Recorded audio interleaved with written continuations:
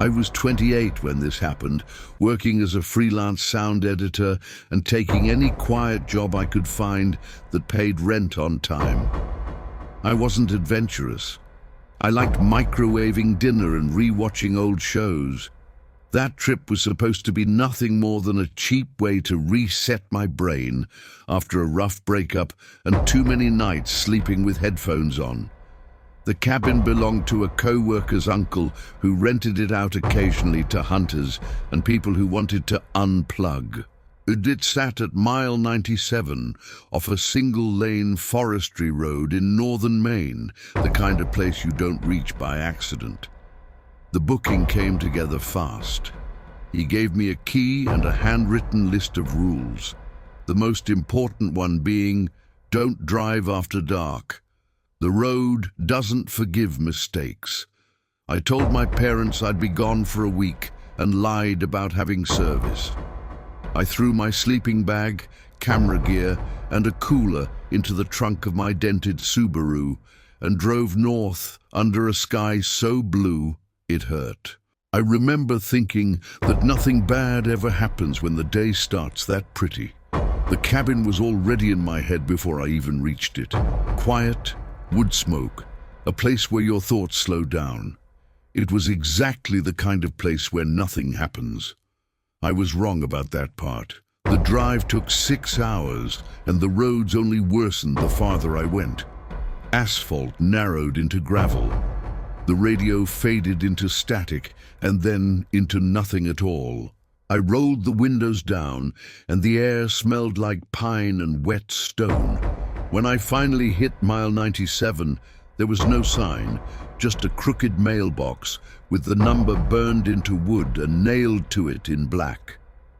The driveway was more a suggestion than a path, twin tire ruts disappearing into trees. The cabin itself was small and darker than I expected, with a low porch and a stack of empty firewood crates leaning against one side. It felt unlived in, like it was holding its breath. Inside was clean in an impersonal way. 2 chairs, a table scarred with old cuts, a narrow bed in the corner. The fridge was plugged in. There was a landline on the wall next to a calendar from 2018. The silence had weight to it, like a blanket you couldn't quite push off your chest. I unpacked slowly, the way you do when there's no rush. I made instant coffee on a propane stove and drank it while standing on the porch, listening to wind thread through trees. Sometime in the afternoon, I dragged my cooler inside and checked the lock on the door twice just to hear it click. Before dark, I walked around the clearing. Tire tracks crisscrossed the dirt, old and new, and I found boot prints near the woods that were too fresh to ignore.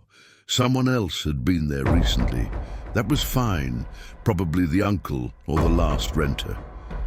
At sunset, the sky went thick and purple. I built a small fire and ate soup out of the can. When night finally arrived, it didn't ease in.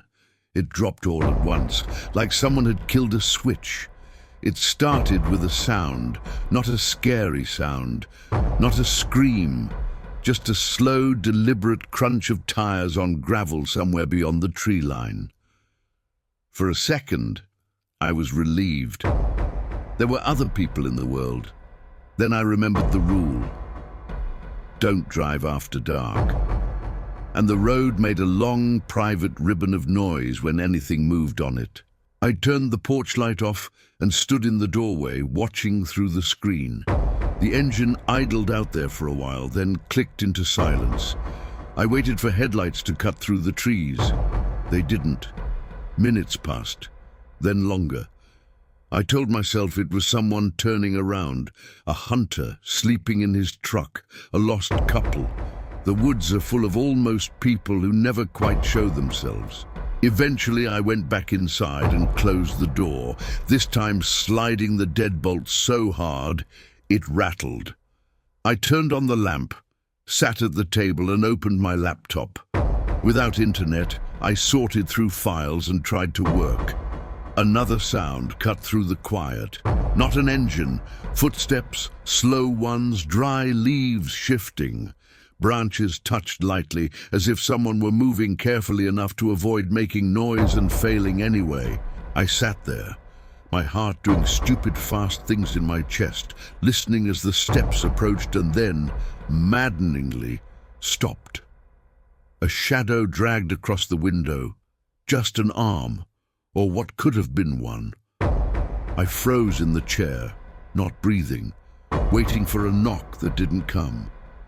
After a long time, there were more footsteps, retreating this time, then nothing.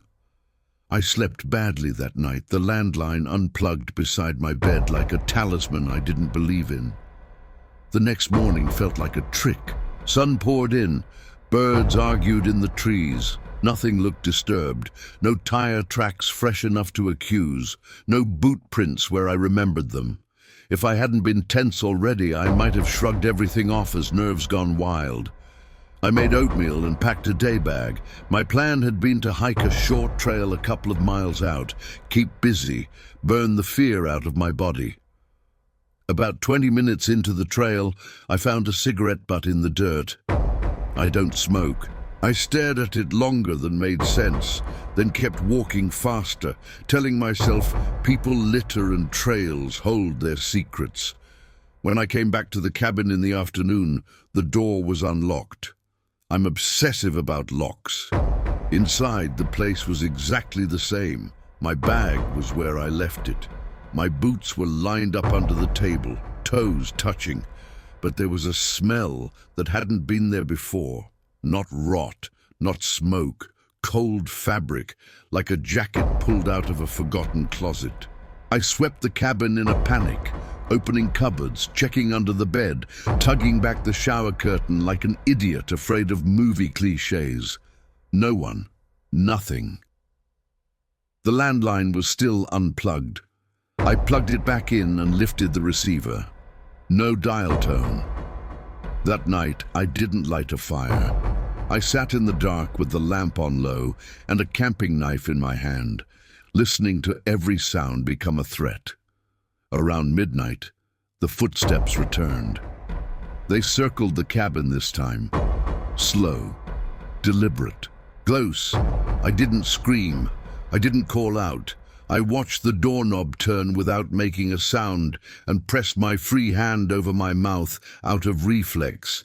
The lock held, but whoever was outside didn't leave.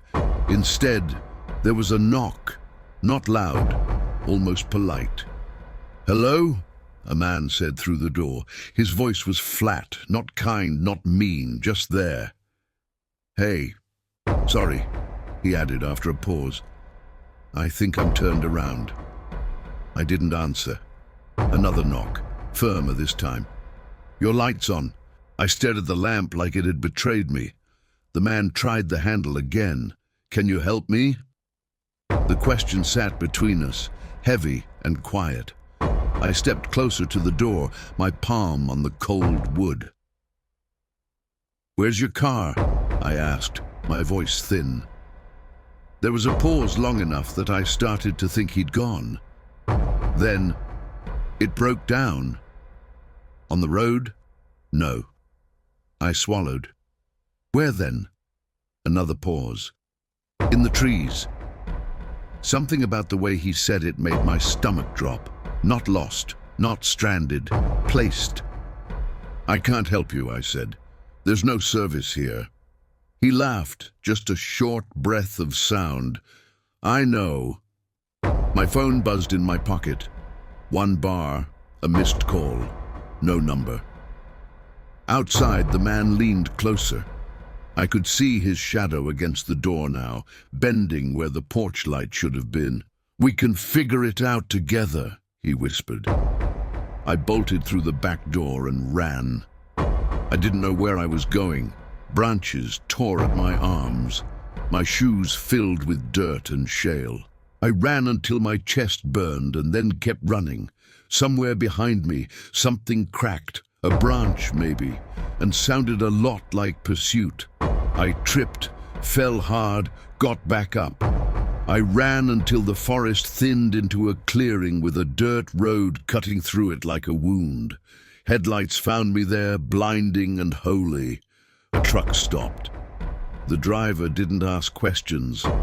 He just told me to get in. The police came later. They drove up to the cabin, searched the woods, filled out reports like they were all allergic to conclusions. They found no man, no car, no fingerprints. They did find tire tracks, fresh, pointing toward the cabin, not away from it. I moved 3 weeks after that. I sleep with lights on now. Sometimes I wake up and my phone will be open on the nightstand, a missed call from a blocked number waiting like it's been patient. Once a year, on the date it happened, I get a voicemail with nothing on it. No breathing, no wind, just the soft, unmistakable sound of gravel turning under slow tires.